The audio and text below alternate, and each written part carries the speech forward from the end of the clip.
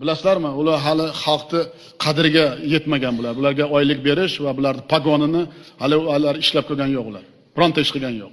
Ularda o'zini maxfiy ishi bor. U maxfiy ishi menga bog'liq. Men bilan gaplashsin. U oddiy hokimning orqasidan quvlab yurish u zamon tugadi.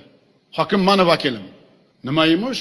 Bitta noinsof, bitta rayonda SMMning boshlig'ini mashinasini afg'on qilibdi, bitta hokim mashinasi. Borib uni qamab qo'yibdi. Kimsan o'zisan? Kim senga bu vakolat berdi? Seni pagoningni olib tashlayman kerak bo'lsa. Bu zamon o'tib bo'ldi u zamonlar. Surxondaryoda nima uchun menga alam qiladi? Men 13 yil bosh vazir bo'lganman. Men bu yerdagi obstanovkani bilaman. Hokim hech kim emas edi.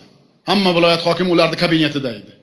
Salgina gap ko'tarsa g'iybat qilib darrov ishdan tashardi. Bu o'g'ri, bu to'g'ri, juda bo'lmasa bitta g'iybatni bo'yniga qo'yardi ular. U zamon tugadi. Men birontasiga ishonmayman. Menga birontasini bularning ma'lumoti kerak emas. Shuni bilinglar. Ko'kragingni kekib hamma 4 ta rahbar ishla, vatan uchun ishla, xalq uchun. Hech kim emas ular. Ularga vakolat bergan odam yo'q hozir. Qancha og'ir bo'lmasa ham bu Surxondaryoga taalluqli bu. Surxondaryo chirib ketgan bu masalada. Shuning uchun bitta biznesmen kelmagani shu uchun, bulardan qo'rqib kelmagan. Keldimi, darrov qamardi.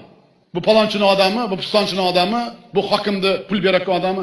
Sen kimsan? Sen pul bermoqqa olmading, G'ulomov degan iflosing. Bu sotqining.